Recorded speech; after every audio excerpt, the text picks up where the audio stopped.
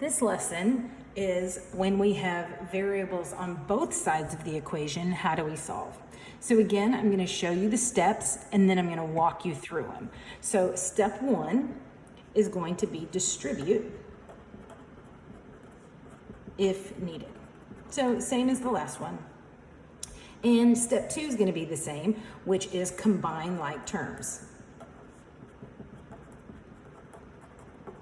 Now, step three is to move variables to one side. Again, it doesn't matter which side you do because of additive inverse. You can take it to the left, you can take it to the right. But remember, at the end, I always want my variable on that left-hand side.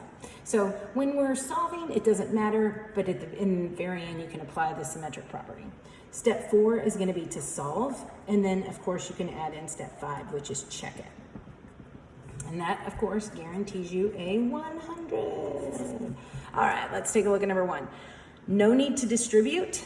I know that I'm going to want my variables to the left, so I typically always move my variables to the left. In some cases, I don't.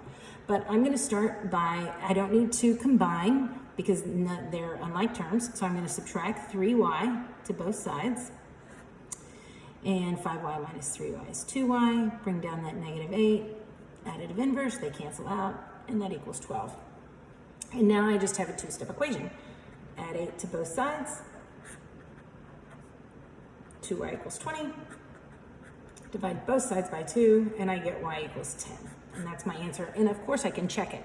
I can plug 10 back into the original to get 50 minus 8. 50 minus 8 is 42. And here, if y is 10, 3 times 10 is 30.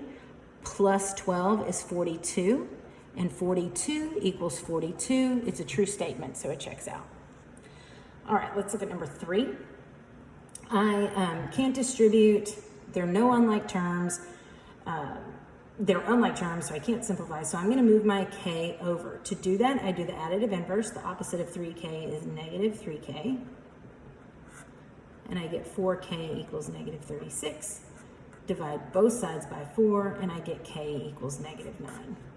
And again, I can check my answer. 7 times negative 9 is negative 63.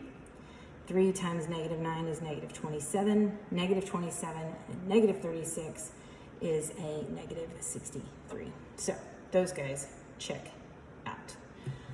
All right, let's take a look at number 5. Can't distribute. I don't need to combine unlike terms. I don't need to combine, so I'm going to move my variable to the left. So I get this negative 6m, so I'm going to add 6m to both sides. And I get 11 plus 5m equals 51. And now my constant term is going to go on the right, so I subtract 11 on both sides. And I get 5m equals 40. When I divide by 5, m then is going to equal 8. And again, I can check it. 11 minus 8 is 3. 51 minus 48, because m is 8, so negative 6 and 8 is negative 48, and 51 minus 48 is 3. So 3 does equal 3. It checks out as well. All right, let's see what happens when I distribute. So if I take a look at number 7, I'm going to distribute the 3 first. So I get 3 times 6 is 18p. 3 times negative 1 is negative 3. And then I finish it out. And everything remains the same. I like my variables on the left, so I'm going to subtract 11p on both sides. And all it is additive inverse. 18p minus 11 is 7p minus 3 equals, those cancel out, negative 45. I add 3 to both sides to get 7p equals negative 42. And when I divide both sides by 7, I get p equals negative 6. Okay, so there's really nothing crazy new. You just have to apply the additive inverse to take my variables one way or the other. Number 9, I'm going to distribute.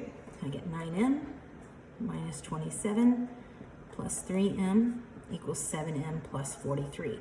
Now, make sure you combine your like terms before you start moving and grooving. So I have 9m and a 3m, which is 12m, minus 27 equals 7m plus 43. Now I'm going to move my variable term to the left, so I subtract 7m I get 5m minus 27 equals 43.